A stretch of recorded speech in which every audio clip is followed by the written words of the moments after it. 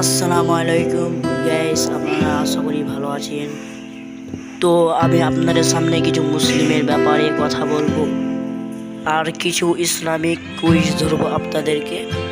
আপনারা যদি পারেন তাহলে কমেন্ট করে উত্তরটা জানিয়ে দেবেন।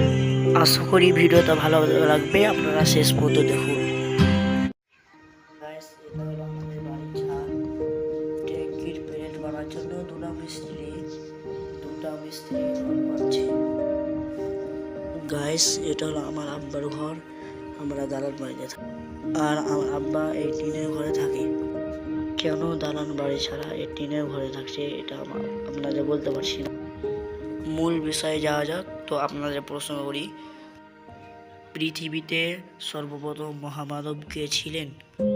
মুসলিমদের উপরে কয় ওয়াক্ত নামাজ ফরজ করা হয়েছে? আর হ্যাঁ গাইস,